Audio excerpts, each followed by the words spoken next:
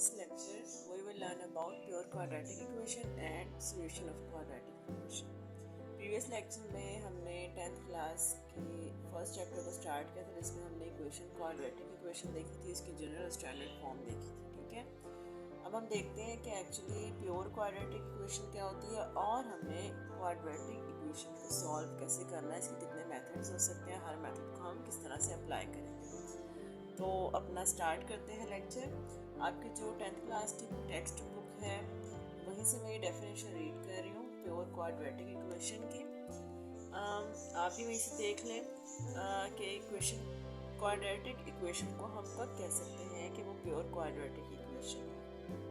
Okay, अच्छा जी, आपको पता है कि जो हमारे पास स्टैंडर्ड और जनरल फॉर्म थी वो हमारे पास थी this one, ax² plus bx plus c equals to 0.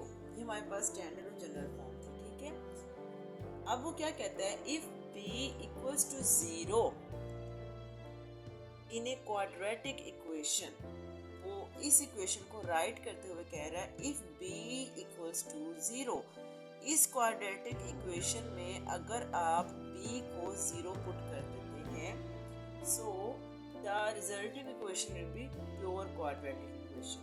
अच्छा जी, अब इसका मकसद क्या है ऐसे कहने का, ये देखिए हमारे पास है ये ax² plus bx plus c equals to 0. अगर हम इसमें b को 0 कंसीडर कर लेते हैं, ठीक है, तो ये हमारे पास क्या बन जाएगी, ax² प्लस 0 हो गया b, x plus c equals to 0. इसको 0 पुट करने के वजह से सारी ये वाली टर्म हमारे पास 0 रिजल्ट देगी. तो 0 होने की वजह से जो रिजल्टिंग इक्वेशन होगी that will be ax² plus c equals to 0. अच्छा जी, अब ये हमारे पास क्वाड्रेटिक फॉर्म स्क्वायर्ड फॉर्म में टर्म है, यानी हाईएस्ट पावर यहाँ पर 2 है, डिग्री 2 है. ये हमारे पास सिंगल कांस्टेंट टर्म है. इसमें सिंगल x वाली टर्म रिमूव हो चुकी है, क्योंकि x वाली सिंगल x वाली टर्म रिमूव हो चुकी, इस वजह से ये हमारे पास प्योर क्वाड्रेटिक इक्वेशन बनेगी. इसमें कोई लीनियर टर्म रही नहीं. ठीक है, इस वजह से जो हमारे पास ये इक्वेशन जनरेट हो गई है, this is called pure quadratic equation. ठीक है, अच्छा जी, अब अगर आपने इसकी एग्जांपल्स देनी हो तो वो क्या होंगी, कोई भी इक्वेशन ले लें. For example 5x² plus 9 equals to 0, 3x² minus 5 equals to 0 and so on. आप कोई भी यहाँ पर इस तरह से इक्वेशन जो है प्योर क्वाड्रेटिक इक्वेशन की एग्जांपल्स में राइट कर सकते हैं. ठीक है, अच्छा जी स्टूडेंट्स, ये सॉल्यूशन ऑफ क्वाड्रेटिक इक्वेशन की तरफ बढ़ने से पहले यहाँ पर एक छोटा सा टॉपिक है जो आपकी बुक में ही डिस्कस किया गया है. एक्चुअली वो टॉपिक है क्या कि कौन सी क्वाड्रेटिक इक्वेशन है जो कि हम कह सकते हैं स्टैंडर्ड फॉर्म में है और कौन सी इक्वेशन है जिसको हम कहेंगे वो स्टैंडर्ड फॉर्म में नहीं है. ये देखते हैं. यहाँ पर देखें, आपकी जो टेक्स्ट बुक है ना, उसमें आपको जो इक्वेशंस दी हुई हैं, एक इक्वेशन दे रिटर्न है x² minus 7x plus 6 equals to 0 और दूसरी इक्वेशन दी हुई है 3x² plus 4x equals to 5. इसको कहा गया है इन स्टैंडर्ड फॉर्म और इसको कहा गया है नॉट स्टैंडर्ड फॉर्म. अच्छा जी, अब ये ऐसा क्यों कहा गया है, इसका पर्पस क्या है, ये just MCQ point of view से क्वेश्चन आ सकता है, या फिर जब आपने इसके क्वेश्चन सॉल्व करने हैं उसमें आप ये टॉपिक यूज़ करेंगे. ठीक है, क्योंकि हमने स्टैंडर्ड फॉर्म देखी थी ना, इसकी स्टैंडर्ड फॉर्म ये थी कि x² वाली टर्म हो, फिर x वाली टर्म हो, फिर कांस्टेंट टर्म हो और राइट साइड पे इक्वल्स के बाद 0 हो. ठीक है, इक्वालिटी के बाद. तो इस वजह से वो कहता है कि ये वाली जो टर्म है ना, सॉरी ये वाली जो इक्वेशन है, ये इसकी क्राइटेरिया को फॉलो कर रही है. x² वाली टर्म है प्लस कोई हमारे पास एक x वाली टर्म है, फिर प्लस कांस्टेंट टर्म है और इक्वालिटी के बाद राइट साइड पे 0 है. यहाँ पर अगर देखें तो एक्स स्क्वायर वाली टर्म है, एक्स है, और यहाँ पर कांस्टेंट टर्म नहीं है बल्कि इक्वालिटी के बाद 5 टर्म मौजूद है, कांस्टेंट मौजूद है। ठीक है, इस वजह से ये स्टैंडर्ड फॉर्म में नहीं है, हम इसको स्टैंडर्ड फॉर्म में खुद से शिफ्ट करेंगे। स्टैंडर्ड फॉर्म में शिफ्ट करने के बाद हम इसको सॉल्व करेंगे जब भी हमें इसका सोल्यूशन करना है। ठीक है, अच्छा जी, अब आ जाते हैं सॉल्यूशन ऑफ क्वाड्रेटिक इक्वेशंस। जब भी हमने क्वाड्रेटिक इक्वेशंस को स्टूडेंट सॉल्व करना है तो एक्चुअली हमारे पास जो मेन प्रोसीजर्स हैं, जो मेन मेथडोलॉजी है वो 2 है। कौन कौन सी है? Factorization method and completing square method. ठीक है, 2 मेन हमारे पास मेथड्स हैं, फैक्टराइजेशन एंड कंप्लीटिंग स्क्वायर। अच्छा स्टूडेंट्स, इसको लेके ना कंफ्यूज हो जाते हैं अक्सर। क्वाड्रेटिक फार्मूला जो हमारे पास बनता है उसको भी इसका थर्ड मेथड लेते हैं। आप ये कह सकते हैं, जनरली आप इसको कह सकते हैं कि हम 3 मेथड्स को यूज़ करके जी क्वाड्रेटिक इक्वेशन सॉल्व करते हैं, लेकिन एक्चुअली जो कंप्लीटिंग स्क्वायर मेथड है ना, जब आप उसको प्रॉपरली सॉल्व करके जो उसका रिजल्ट बनता है ना, इस स्टैंडर्ड फॉर्म को जब आप सॉल्व करते हैं कंप्लीटिंग स्क्वायर मेथड से, तो उसका जो रिजल्ट बनता है ना, जो उसके रूट्स आते हैं, एक्चुअली वो हमारे पास क्वाड्रेटिक फार्मूला बनता है। ठीक है, तो इसलिए हम उसको सेपरेट मेथड नहीं लेते। आपकी टेक्स्ट बुक में भी इसको सेपरेट मेथड नहीं लिया हुआ, यहाँ पर जस्ट मेंशन किया factorization method and completing square method, और फिर क्वाड्रेटिक फार्मूला को उसने सेपरेट लिया है कि अगर हम क्वाड्रेटिक फार्मूला के थ्रू करें क्वेश्चन तो कैसे सॉल्व होगा। ठीक है, तो हमारे पास जो 2 मेथड्स हैं इनको स्टार्ट करते हैं। कोई एक एग्जाम्पल, सिंपल एग्जाम्पल ले लेते हैं कि आपने फैक्टराइजेशन मेथड से कैसे करना है। पहला हमारे पास मेथड है फैक्टराइजेशन, दूसरा है completing square,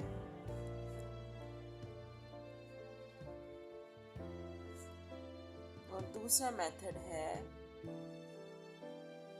completing square method. ठीक है, ये 2 मेथड्स हैं। अच्छा जी, 1 बाय 1 हम इन दोनों को देखते हैं, सॉल्व करते हैं। फर्स्ट मेथड की तरफ आ जाते हैं, फैक्टराइजेशन मेथड से आपने अगर कोई क्वेश्चन सॉल्व करना है तो वो कैसे करेंगे। सिंपल सी एक एग्जांपल ले लेते हैं। अच्छा जी, लेट्स सपोज यहाँ पर एग्जांपल लेते हैं हम इसकी, बल्कि जो आपकी बुक में एग्जांपल गिवन है एग्जांपल नंबर 1, इसको ही देख लेते हैं फैक्टराइजेशन मेथड से कैसे करेंगे। एग्जांपल है हमारे पास 3x square minus 6x equals to x plus 20। ये हमारे पास एग्जांपल नंबर 1 है आपकी टेक्स्ट बुक में, 10th क्लास की टेक्स्ट बुक में फर्स्ट एग्जांपल है। हम इसको देख रहे हैं कि इसको हम किस तरह से सॉल्व कर सकते हैं फर्स्ट मेथड से, फैक्टराइजेशन मेथड से। ठीक है, अच्छा जी, अगर आपको पेपर में एग्जाम में मेंशन नहीं है कि आपने क्वाड्रेटिक इक्वेशन किस मेथड से यूज़ करनी है, so it's up to you, आप कोई भी मेथड यूज़ कर सकते हैं। फैक्टराइजेशन मेथड यूज़ करें, कंप्लीटिंग स्क्वायर मेथड यूज़ करें, या फिर क्वाड्रेटिक फार्मूला अप्लाई करें। ठीक है, लेकिन अगर वो रिस्ट्रिक्ट कर देते हैं कि आपने यही मेथड यूज़ करना है तो आपको वही अप्लाई करके सोल्यूशन करना पड़ेगा, अदरवाइज आपको कोई मार्क नहीं मिलेगा। ठीक है, अच्छा जी, जब भी आपने क्वाड्रेटिक इक्वेशन को सॉल्व करना है, सबसे पहले जो आपने पॉइंट नोट करना है वो ये कि आप देखेंगे आपकी जो गिवन इक्वेशन है क्वेश्चन में वो किस फॉर्म में है, स्टैंडर्ड फॉर्म में है कि स्टैंडर्ड फॉर्म में नहीं है। अब अगर हमारी एग्जांपल का जो क्वेश्चन है देखें तो ये हमारे पास स्टैंडर्ड फॉर्म नहीं है, हम पहले इसको स्टैंडर्ड फॉर्म में शिफ्ट करेंगे। स्टैंडर्ड फॉर्म क्या थी हमारे पास? स्टैंडर्ड फॉर्म में हमारे पास एक एक्स स्क्वायर वाली टर्म होगी प्लस एक एक्स वाली टर्म होगी प्लस कांस्टेंट टर्म होगी और राइट साइड भी इक्वालिटी के बाद 0 होगा। ठीक है, तो इसके अकॉर्डिंगली अगर हम इसको करें ट्रांसफॉर्म तो क्या होगा, to convert into standard form. Standard form में कन्वर्ट करने के लिए हम ये प्रोसीजर कर रहे हैं। 3x स्क्वायर को यहीं पे रहने दिया, माइनस 6x को भी यहीं पे रहने दिया।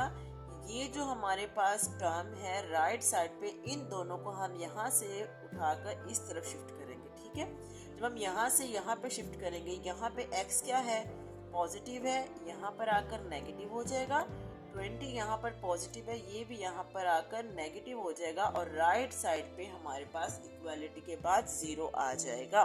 ठीक है, इसको फर्दर सॉल्व करेंगे क्योंकि इसका सॉल्यूशन पॉसिबल है। ये दोनों लाइक टर्म्स है, लाइक का मतलब होता है कि इनके एक्सपोनेंट्स, इनकी डिग्री सेम है। ठीक है, और बेसिस भी सेम है। बेसिस सेम का मतलब ये भी एक्स टर्म है, ये भी एक्स वाली टर्म है, इस वजह से हम इनको एक साथ सॉल्व कर सकते हैं। अगर हम इन दोनों को देखें तो एक साथ सॉल्व नहीं हो सकते, क्योंकि ये एक्स स्क्वायर है, ये एक्स है, ये डिफरेंट बेस है, इसकी एक्सपोनेंट 2 है, इसका एक्सपोनेंट 1 है।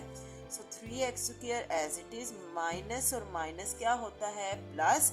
हमने इन दोनों को प्लस करना है, ये प्लस होकर क्या बन जाएगा, 7x। इसमें से ग्रेटर वैल्यू कौन सी है, 6x। जो ग्रेटर वैल्यू के साथ साइन है वो हमारा साइन कंसिडर होगा, और -20 as it is. So this is the standard form of quadratic equation. अब जो हमारे पास इक्वेशन है वो स्टैंडर्ड फॉर्म में शिफ्ट हो चुकी है। अच्छा जी, अब हम इसको सॉल्व करेंगे बाय फैक्टराइजेशन मेथड। आपने फैक्टराइजेशन मेथड से इसको सॉल्व कैसे करना है, इसका एक हिट एंड ट्राई रूल है, आप इसको फोकस करें। यहाँ पे आपने ये first term as it is write करनी है, ये लास्ट टर्म भी एज इट इज राइट कर देनी है, इक्वालिटी के बाद 0 भी एज इट इज राइट कर देना है, ठीक है। अच्छा जी, ये वाला साइन भी एज इट इज राइट करेंगे, ये वाला साइन भी एज इट इज राइट कर देंगे। इन दोनों को सॉल्व करें, माइनस माइनस क्या होता है, प्लस। अब आपने देखना है करना क्या है। ये जो मैं वर्किंग कर रही हूँ ये आपकी नीट में यानी क्वेश्चन के सोल्यूशन का पार्ट नहीं है। मीन्स से अगर आप इसे बीच में क्वेश्चन में कर देंगे तो भी कोई मसला नहीं है, और अगर आप इसको साइड पे कर लेंगे तो भी आपकी मार्क डिडक्शन नहीं होगी। आपने क्या करना है, यहाँ से लेना है एक्स स्क्वायर का कोफिशिएंट और यहाँ से लेना है दिस कांस्टेंट टर्म, ठीक है। इन दोनों को आप करें मल्टीप्लाई, इन दोनों को मल्टीप्लाई करें, यहाँ से क्या बनता है 60, ठीक है। इन दोनों को मल्टीप्लाई करके यहाँ से 60 बनता है। अब आपने फोकस करना है यहाँ पर कौन सा साइन अवेलेबल है, यहाँ पर हमारे पास माइनस है, ठीक है। आपने ये देखना है ऐसे दो नंबर्स यहाँ पर आपने फिक्स करने ना, दोनों ब्लैंक स्पेसेस हैं, दो नंबर्स यहाँ पे आएंगे, एक यहाँ पे एक यहाँ पे। ऐसे दो नंबर्स पिक करने हैं जिनको मल्टीप्लाई करके 60 आए और माइनस करके 7 बने, ठीक है। क्या कह रही हूँ, दोबारा से रिपीट करती हूँ, मल्टीप्लाई करके 60 आए, माइनस करके क्या बने, 7 बने, ठीक है। अब हम देखेंगे ऐसे कौन से दो नंबर्स हैं। आप देखें कि अगर मैं 12 और 5 लेती हूँ, 12 और 5 को मल्टीप्लाई करें तो 60 बनता है, 12 और 5 को माइनस करें तो 7 बनेगा, ठीक है। 12 और 5 में से ग्रेटर नंबर कौन सा है, 12 है, तो 12x हम पहले राइट करेंगे। 5 स्मॉलर है तो 5x हम बाद में राइट करेंगे। x क्यों राइट किया, क्योंकि हमने एक्चुअली इस टर्म को स्प्लिट किया ना, यहाँ पर x है इसलिए x हमने राइट किया, ठीक है। यहाँ पर जो भी वेरिएबल साथ मौजूद होगा इन दो नंबर्स के साथ आपने वही वेरिएबल राइट करना है, ठीक है। अब ये देखें आपके पास ये एक फैक्टराइजेशन, एक्चुअली ये आपके पास आपने फैक्टर्स बनाए हैं, इसके आपने स्प्लिट कर दिए, दो फैक्टर्स राइट कर दिए, ठीक है। इसके बाद आपने क्या करना है, आपने इन दोनों को और इन दोनों को साइमल्टेनियसली लेकर सॉल्व करना है। मीन्स टू से आप देखें जरा, इसमें एक्स स्क्वायर है, इसमें एक्स है, मीन्स एक्स दोनों में कॉमन है। 3 और 12, 3 भी 3 पे डिविजिबल है, 12 भी 3 पे डिविजिबल है, मीन्स 3 और 12 दोनों 3 के टेबल में आते हैं। इसका मतलब हम यहाँ से 3 कॉमन ले सकते हैं, 3x कॉमन आ गया, अंदर क्या रह जाएगा, रिमेनिंग x। यहाँ से 3 आउट हो गया ना, 1 लिखें ना लिखें इट डजेंट मैटर, एक ही बात है, ठीक है, क्योंकि 1x से मल्टीप्लाई होकर 1x रह जाएगा, x रह गया माइनस 3 के टेबल में 12 किस नंबर पे आता है, 3 4 12, ठीक है। 4 यहाँ पे रह गया, x आउट हो गया, तो यहाँ पर हमारे पास क्या बन गया नंबर अंदर, x -4, ये प्लस एज इट इज है। अब यहाँ पर फोकस करेंगे, 5x and 20, x हम यहाँ से कॉमन नहीं ले सकते क्योंकि x यहाँ पर तो मौजूद है लेकिन इसके साथ x मौजूद नहीं है, डेट्स वाई x तो कॉमन नहीं होगा। 5 है और 20 है। अब आप ये देखें क्या ये दोनों किसी एक टेबल पे डिविजिबल हैं, क्या ये दोनों किसी एक नंबर के फैक्टर बनते हैं, बिल्कुल बनते हैं। 5 का भी बनता है और 20 भी 5 का बनता है, यानी 5 और 20 दोनों 5 पर डिविजिबल है। इट मीन्स हमने यहाँ से 5 ही कॉमन ले लिया, रिमेनिंग क्या टर्म्स आ जाएंगे, यहाँ पे 1 होगा और x1 मैंने राइट नहीं किया क्योंकि इससे कोई फर्क नहीं पड़ता, माइनस एज इट इज रहेगा क्योंकि बाहर प्लस था इसलिए अंदर माइनस ही रहेगा, ठीक है। और 5 के टेबल में 20 किस नंबर पर आता है? 5 4 20 और राइट साइड पे equals to 0 as it is. अच्छा जी स्टूडेंट्स, अब ये जो पॉइंट है ना, यहाँ पर आकर आप ये गेस कर सकते हैं कि आपने अभी तक क्वेश्चन ठीक किया कि रॉन्ग किया। अगर तो आपके पास ब्रैकेट के अंदर वाला जो फैक्टर है ना, यहाँ पे भी x-4, यहाँ पे भी x-4 as it is same है। एज इट इज का मतलब है दोनों के सेंटर वाले साइंस भी सेम है, ये दोनों टर्म्स भी सेम है, तो इट मीन्स आपने क्वेश्चन अभी तक ठीक किया है, सही तरह सॉल्व किया है। अब ये देखिए, ये वाली एक टर्म है, ये वाली एक टर्म है, इन दोनों में x-4, इसमें भी x-4 है, इसमें भी, इन दोनों से हमने x-4 आउट कर दिया, रिमेनिंग क्या रह गया? 3x + 5 equals to 0। Right side पर हमारे पास 0 आ गया। ठीक है, आपने क्या करना है, आपको उसने कहा सॉल्व करें। सॉल्व का मतलब होता है कि जो आपके पास इक्वेशन में, क्वेश्चन में, स्टेटमेंट में अननोन टर्म है ना, उसकी वैल्यू फाइंड करें। हमारी स्टेटमेंट में अननोन टर्म क्या है? x है, x वेरिएबल इन्वॉल्व है, इट मीन्स हमने यहाँ पर x की वैल्यू फाइंड आउट करनी है। ठीक है, तो यहाँ पे अभी तो x की वैल्यू नहीं आई, जस्ट हमने दो फैक्टर्स बना दिए कि ये दोनों फैक्टर्स हैं इस इक्वेशन के।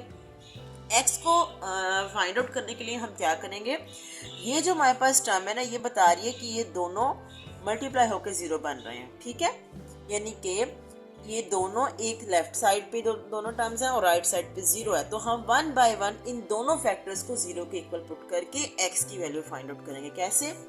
इस तरह से, पुट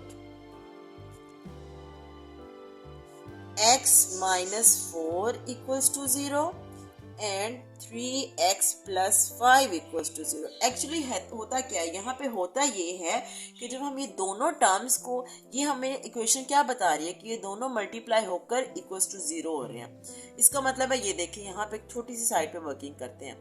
यहाँ पे देखें, लेट्स सपोज अगर मेरे पास है a multiplied by b equals to 0।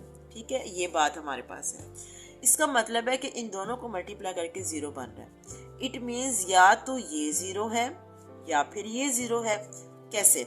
अगर a मल्टीप्लाइड बाय 0 हो तो भी हमारे पास 0 आंसर आएगा, अगर 0 मल्टीप्लाइड बाय b हो तो भी हमारे पास आंसर 0 आएगा। मीन्स हमारे पास 0 या तो ये वाली टर्म बनती है या फिर ये वाली टर्म 0 है, क्योंकि हमें नहीं पता कि 0 एक्चुअली कौन सी है, क्योंकि इसमें x अननोन है। इस वजह से हम क्या करेंगे, दोनों को 1 बाय 1 0 पुट करेंगे।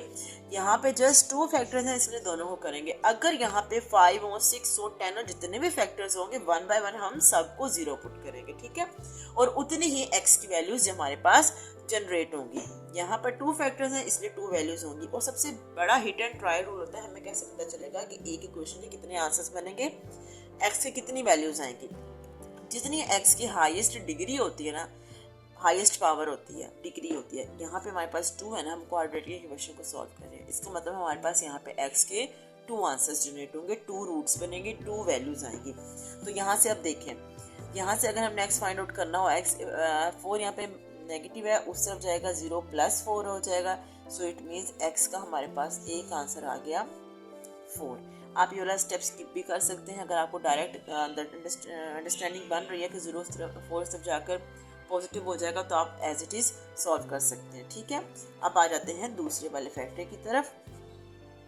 यहाँ से हमने क्या किया है, 5 को सब शिफ्ट किया, यहाँ पे पॉजिटिव था, उस तरफ जाकर नेगेटिव हो गया।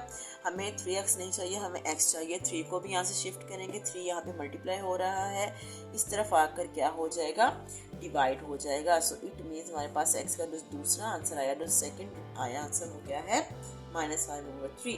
तो इसके बाद आपने इसका सॉल्यूशन सेट राइट करना है। सॉल्यूशन सेट क्या होता है, जब आप एक इक्वेशन को सॉल्व करते हैं तो उसके बाद इसका सॉल्यूशन जनरेट होता है, इसको आप सॉल्यूशन सेट कहते हैं।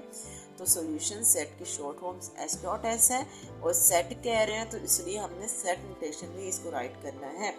राइट कैसे करेंगे, हमारे पास नेगेटिव टर्म हमेशा छोटी होती है, पॉजिटिव टर्म बड़ी होती है। नेगेटिव टर्म को पहले राइट करेंगे, मतलब सेट नोटेशन में छोटी टर्म पहले राइट करेंगे, बड़ी बाद में राइट करेंगे। ये इसका आंसर राइट करने का प्रॉपर प्रोसीजर होता है। सेट आपने 6th 7th क्लास में बहुत डिटेल्ड पढ़े हुए हैं, 9th क्लास में भी आपने सेट को देखा था, तो इसलिए ये हमारा अब पॉइंट ऑफ डिस्कशन नहीं है। यहाँ पे जस्ट मैंने आपको जो मेन पॉइंट था वो बता दिया कि आपने सॉल्यूशन सेट बनाना है, क्योंकि आपके पास जब रूट आते हैं तो उसको हम सेट के फॉर्म में राइट करते हैं, ठीक है। और सेट राइट करते हुए हमने पॉइंट नोटिस करना होता है कि छोटी टर्म पहले राइट करते हैं, बड़ी टर्म बाद में राइट करते हैं। तो नेगेटिव टर्म हमेशा छोटी होती है, इसलिए हमने -5/3 पहले राइट कर दिया, 4 बाद में राइट कर दिया। तो ये हमारे पास सॉल्यूशन कंप्लीट हो गया, ठीक है। इसके बाद हम नेक्स्ट लेक्चर में इंशाल्लाह ताला इसकी एक्सरसाइज स्टार्ट करेंगे। आपको इसके अलावा कोई भी स्पेशल टॉपिक, कोई भी स्पेशल क्वेश्चन, कोई भी स्पेसिफिक आपने एग्जाम्पल है या एक्सरसाइज है, सॉल्यूशन लेना है किसी भी लेवल का, तो आप अपना जो क्वेश्चन है वो कमेंट सेक्शन में ड्रॉप कर दें। इंशाल्लाह ताला आपको उसकी वीडियो बहुत जल्द मिल जाएगी, ठीक है जी। अल्लाह हाफिज़।